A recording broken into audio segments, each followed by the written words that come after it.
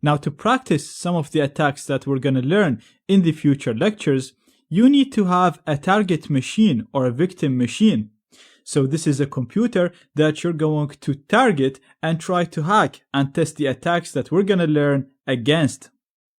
So you can do this against any machine, but I highly recommend installing target machines as virtual machines. This is great because it won't break a real computer for you if you actually break something. It's also very easy to fix. Even if you have a computer that you don't care about, it's very easy to fix virtual machines. You can just remove it and reinstall it, or store a snapshot and go back to it. Now, as we all know, Windows is a very common operating system. It's used by a lot of people. So in this video, I'm going to show you how to install Windows as a virtual machine on all operating systems so that we can test the attacks that we're going to learn against it. If you have an Apple computer that uses an M chip, then skip this lecture and watch the next lecture. That one will show you how to install Windows on an Apple M computer. For Windows, Linux, and Apple computers that use the Intel chip, you can continue watching this lecture to learn how to install Windows on it. Now, Microsoft has released ready virtual images for people to test Windows, so we can actually download a virtual image of Windows for free from Microsoft. I'm going to include the download links in the resources of this lecture. Now, I've already done that, and I already have it in here in my downloads. As you can see, we have it here, MS Edge Windows 10 VMware. And as you can see from the icon, this is a zip archive. Therefore, in order to use the contents inside it, we have to uncompress this file. So to do that on Windows, simply we're going to have to double click it, copy the content, go back one directory and paste it here. We're going to give it some time to uncompress the content. On Mac, you can do the same. Simply double clicking it will uncompress the content. And on Linux, you'll have to right click and click on extract here. Now I'm doing these steps from a Windows host computer, but you should be able to follow them on Apple Mac OS and Linux because we are essentially using the same virtualization software, which is VMware. Once this is done, we're going to have another directory in here with the contents of the virtual Windows image. To import this to VMware, we're going to first of all run VMware. We're going to click on Open Virtual Machine or go to Player, File, Open. We're going to navigate to the location where we have this file in here. So it's going to be in my downloads, in MS Edge Windows 10 VMware. And we're going to select the only file that we can actually select from the list.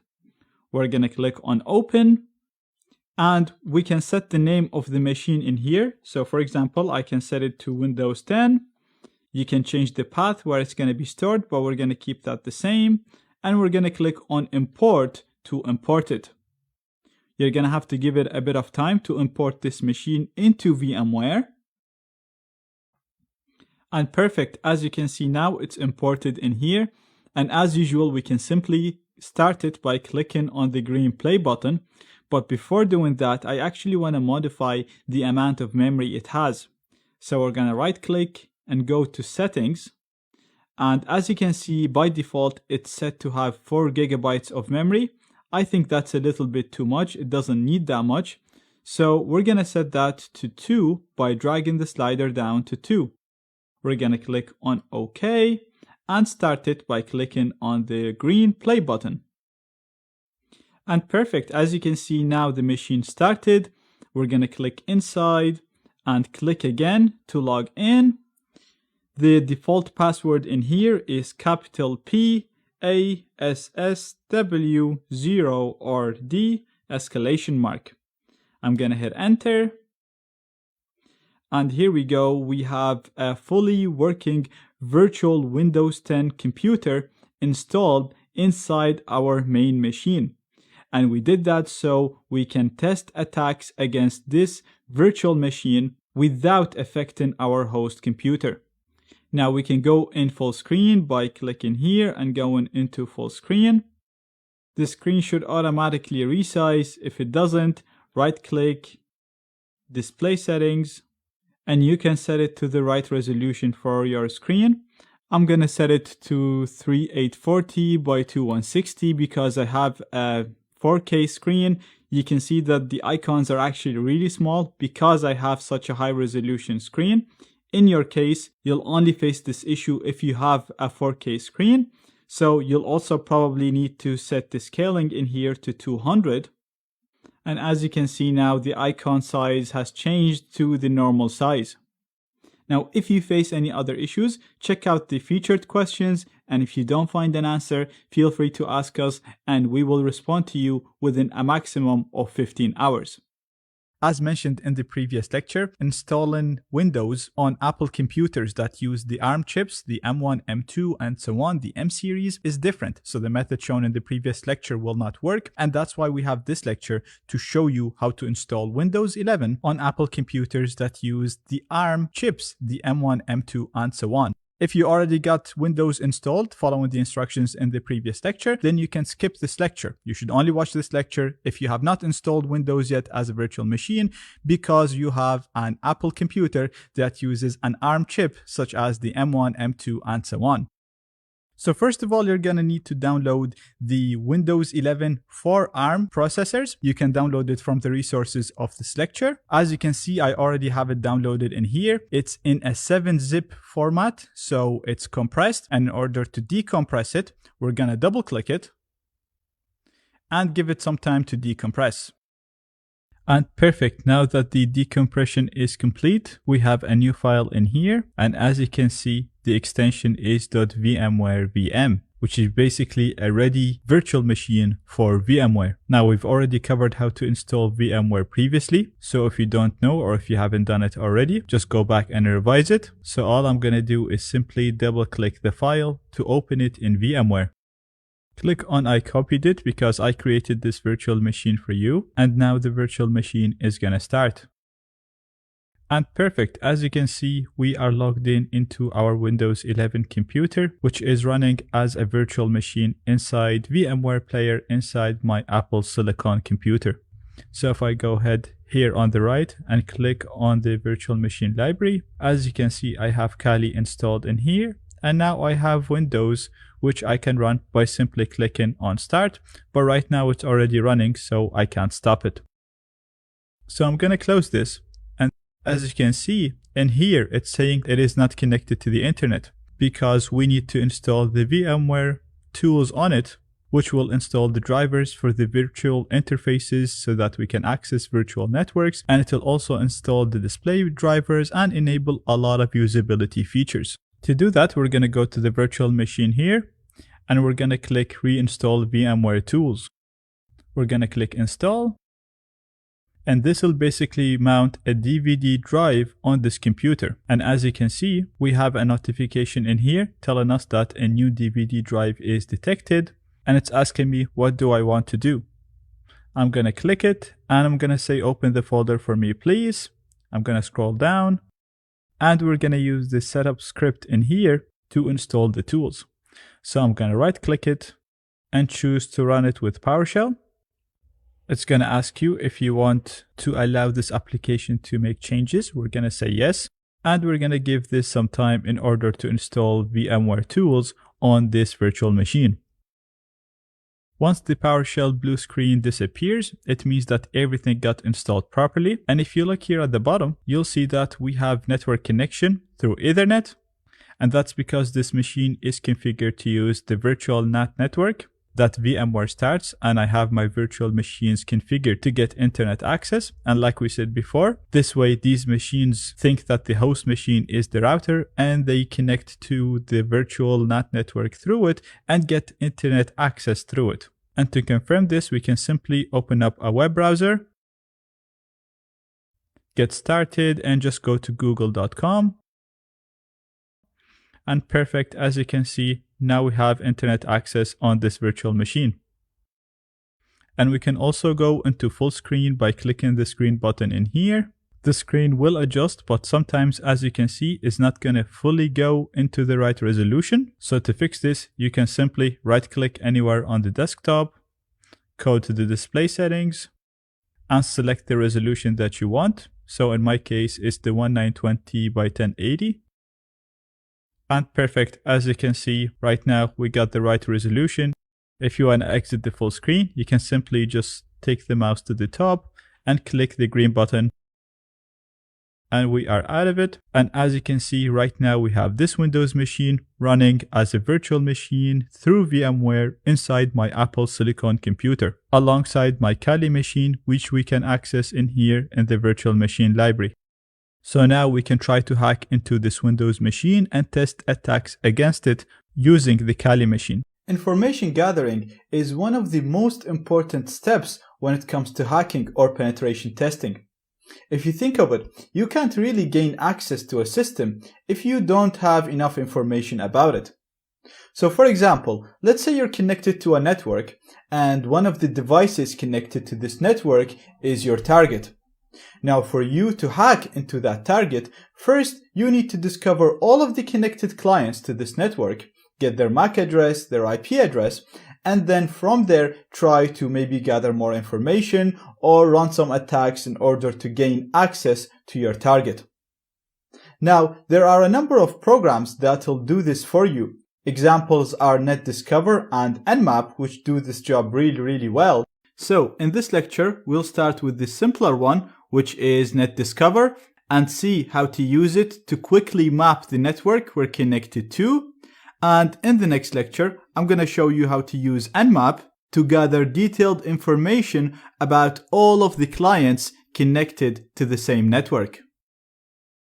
So I have my Kali terminal in here, and if I do ifconfig, you'll see I have ETH0, it has an IP address, and like I said, this is the virtual interface created by VirtualBox when we set the Kali machine to use a NAT network. Now I also said that this NAT network behaves exactly like an Ethernet network, and as far as the Kali machine is concerned, it thinks that it is connected to a real wired network, and as you can see in here, it's telling me that wired connected. Now I have my virtual Windows machine right here. It is configured to use the same NAT network as the Kali machine. Remember, we're still in the network hacking section, so both you and the target machine need to be connected to the same network. So as far as these two computers are concerned, they think that they are connected to the same network. So what I want to do right now is use NetDiscover and see how we can use it to discover all devices connected to the same network. Now the method that I'm going to show you will work exactly the same whether you're using it against a virtual network like I'm doing right now, or against real network, and even if your target is a Wi-Fi or a wireless network. So all you have to do is type the name of the program, which is NetDiscover, and then type -R to specify an IP range to search for. This needs to be a range that can be accessed by you. So right now you can see that my IP is 10.0.2.16, and I can only access IPs on the same subnet. So IPs on the same subnet start at 10.0.2.0 and they would end at 10.0.2.254 because 254 is the last IP that a client can have. So my range is going to be 10.0.2.1, and I want to search for clients that might have an IP of 10.0.2.1, 10.0.2.2, 10.0.2.3, all the way up to 10.0.2.254. So instead of manually typing all of these IPs, I can just type over 24, and NetDiscover will automatically know that I'm trying to search for all of the IPs that start at 10.0.2.1 and end at 10.0.2.254. So this is a way of specifying an IP range for the whole subnet. So if I hit enter now, you'll see that NetDiscover will show me all the IPs of the devices connected to the same network, and note that the first three parts of the IPs are always the same because they are on the same subnet. And I also have the MAC addresses of these clients, and NetDiscover is also attempting to guess the device vendor. Now if I press Q, this will quit the program, And right now we have a list of all the connected clients to the same network. Now, like I said, you can also use this method to discover clients connected to the same Wi-Fi network. The only thing is, right now, if I do ifconfig, you can see that my Kali machine does not have a wireless adapter. It's not connected to a Wi-Fi network. And like I said before, you cannot access the built-in wireless card from a virtual machine. Therefore, if you want to do this or run any of the wireless attacks that we're going to see in the future against a real computer and a real wireless network, you're going to need to use a wireless adapter. Now, I'm going to include links in the description that will help you pick a good adapter that works with Kali Linux. But right now I actually have one, and I'm just going to connect it and use it just to prove to you if things work on the virtual machines connected to the virtual network, they will work exactly the same against a real network with real machines. So I'm going to connect my adapter now, and if I do ifconfig, it's still not showing up. Let's see if it shows up now. Perfect. As you can see, I have an adapter now called LAN 0. And what I'm going to do is I need to connect this adapter to a Wi-Fi network first before I can discover all the connected clients to this network. So I'm going to go to my network manager. I'm going to click in here, and you want to click on select network. And as you can see, automatically now it actually connected to a network. But in your case, you'd want to select a network and click on connect, and then it will ask you for the password. So now I'm actually connected, and you'll see if I do ifconfig again, right now LAN 0 has an IP address. So this means that it is connected to a network, and this means that we can use it now with NetDiscover. So again, I'm going to use the exact same command that I used before just to show you and prove to you that if this works against virtual machines, it will work against real machines. And the only difference is going to be the IP. So I'm going to remove this IP. And as you can see right now, my IP is 192.168.1.8. So therefore, the range that I'm going to look for is going to start at 192.168.1.1. And I'm going to leave the over 24 here because this will tell NetDiscover that I want to start at 192.168.1.1 and finish at 192.168.254. So if I hit enter now, as you can see, it's discovering all the connected clients, all their IP addresses, all their MAC addresses, and it's guessing the manufacturer. And you can see it's also discovering some Apple devices here. So as you can see, it's working perfectly using the exact same command.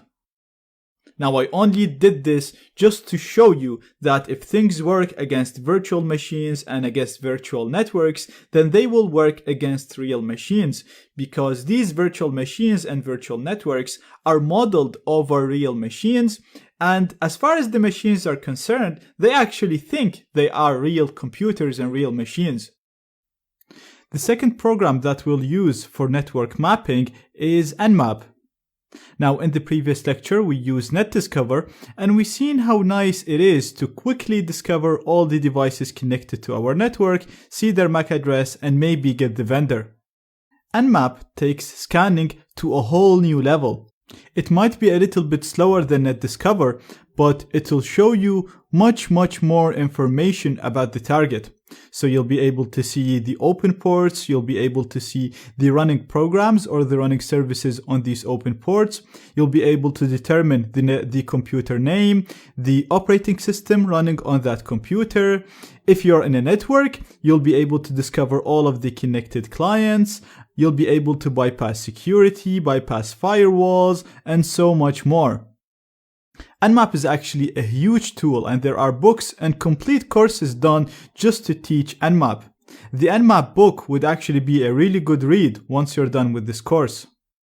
Now, because this tool is huge, we're not going to be able to cover all of its uses, but in this lecture, I'm going to show you the basics of this tool, how to use it to discover all the connected clients and see useful information about them, and we'll actually use it more when we get to the gaining access section. We're actually going to be using Zenmap, which is the graphical user interface of Nmap. So to run it in terminal, you just have to type Zenmap, or you can find it under your applications menu. Now, as you can see, it has a very simple interface. The first thing that we see is the target input box. In here, you can put your target. You can scan any IP that you can reach, whether it's a personal computer, whether it's a server, whether it's an IP for a web server, for a website, for example, that you want to discover all the open ports and all the running services on it. Or, like what we're going to do right now, we can put a range similar to what we did with NetDiscover, and it'll scan this whole range, discover all the live IPs, all the IPs of the connected machines on the same network, and display information about them.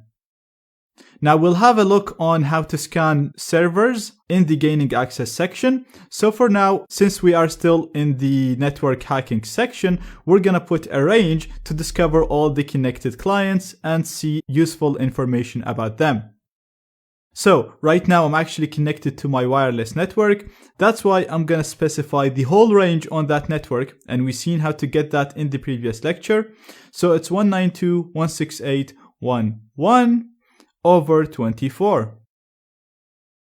At the bottom, you can see the command. This is actually the Nmap command that will be executed when I hit the scan button.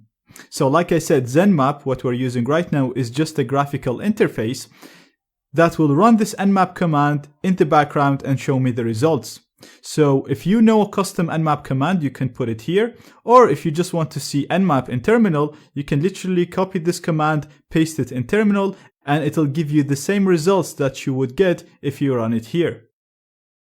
Alternatively, if you don't really know much about Nmap and its commands, you can use one of the ready profiles in here.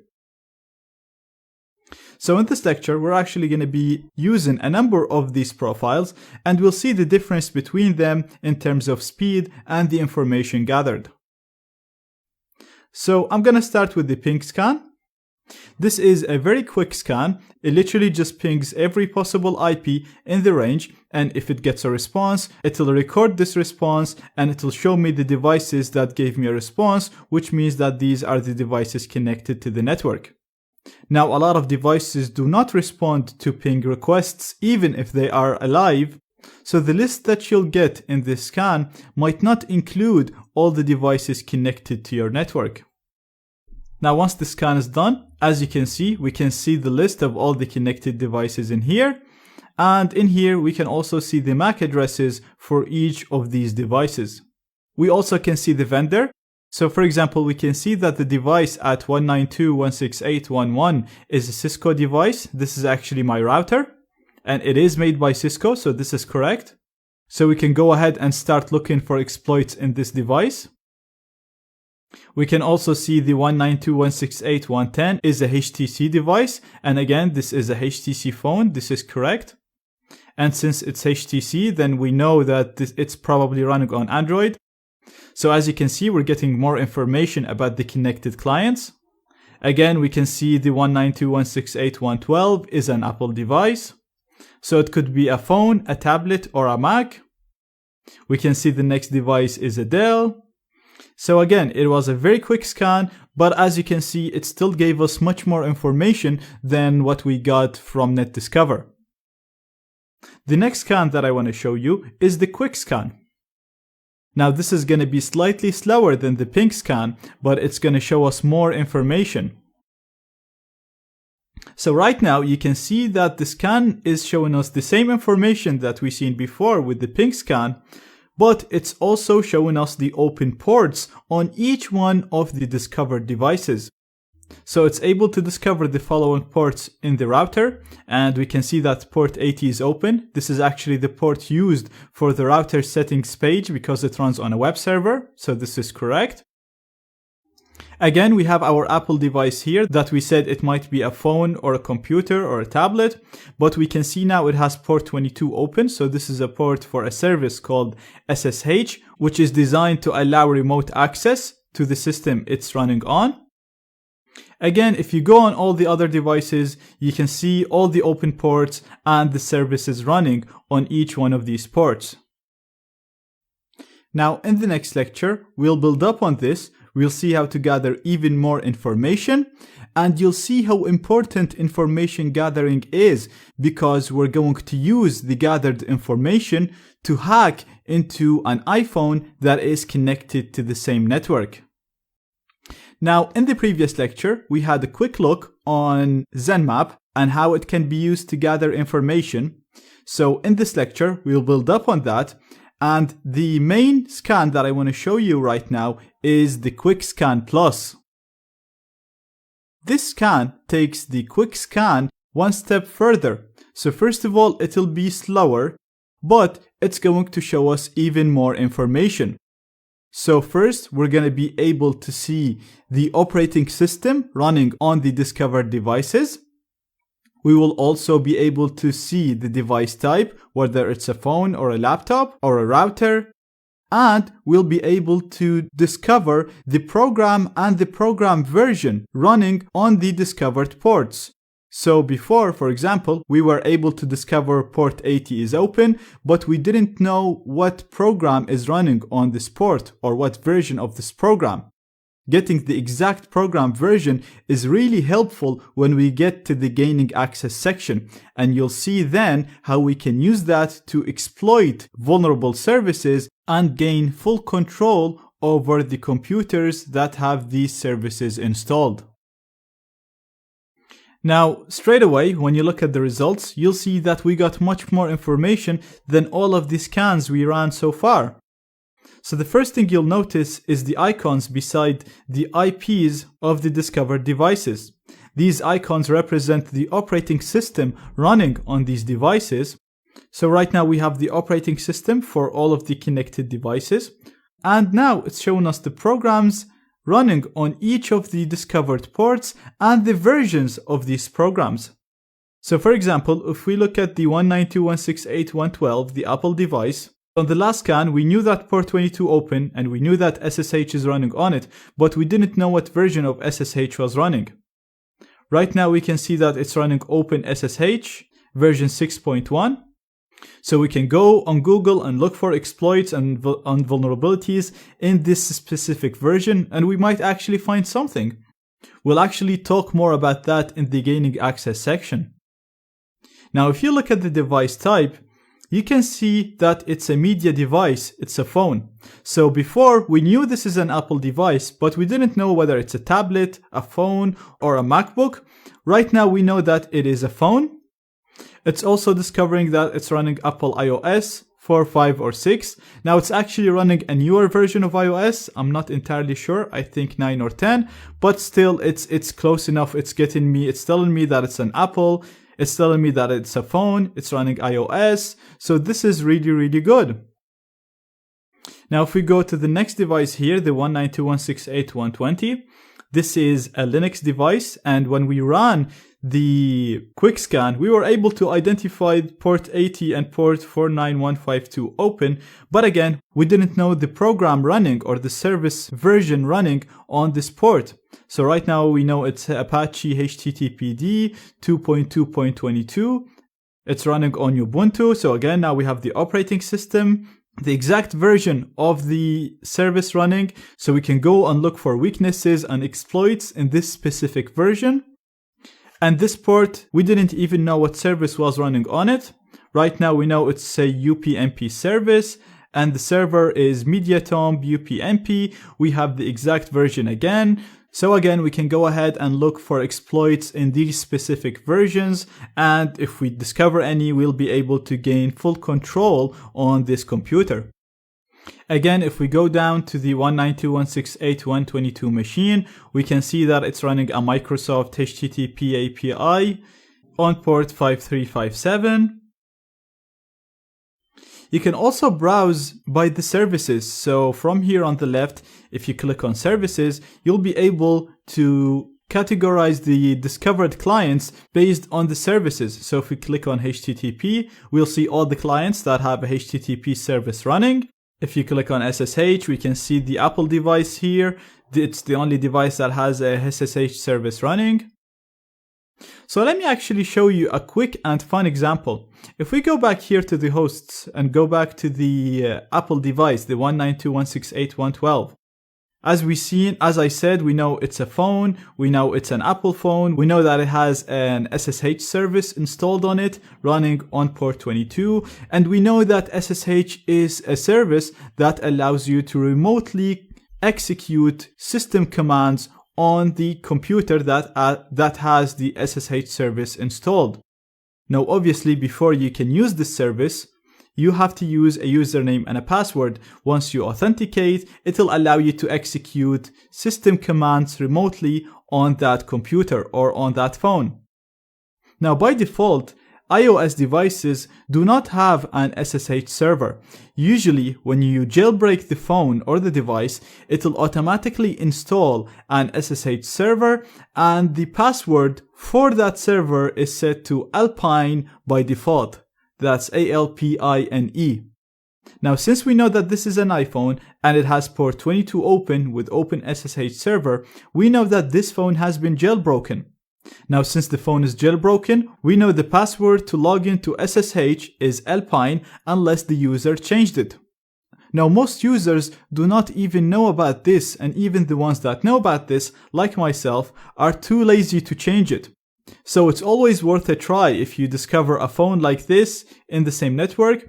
It's always worth a try to go and try to connect to it with the default password. So I'm just going to go to my terminal and I'm going to try to connect to this phone using SSH.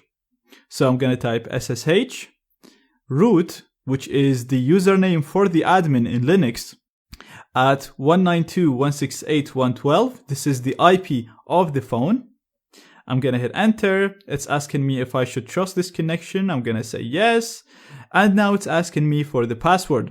And like I said, when the phone is jailbroken, the password is set to Alpine. So I'm going to type ALPINE. I'm going to hit enter. And as you can see, I logged in as root. So right now I have the highest privileges on the phone and I can do whatever I want on the system. And now we can use system commands to completely control the phone. Now this is a little bit ahead of time. We are still in the network hacking section, so don't worry too much about this. We'll talk more about it in the gaining access section, but it's just a quick example that I wanted to show you of how powerful information gathering is, because we literally did not exploit anything right here. We just relied on the information we gathered and we were able to hack an iPhone that is connected to the same network as us. Now, like I said, Nmap is a huge tool. I highly recommend you go ahead and try the other profiles in here. And like I said, once done with the course, I think the Nmap book would be a really good read. We'll also use Nmap much more in the gaining access section, and we'll see how we can use this information to gain full control over the computers using code execution vulnerabilities and so on. But in this lecture, I just wanted to give you a quick overview, and we'll build up on this as we go through the course.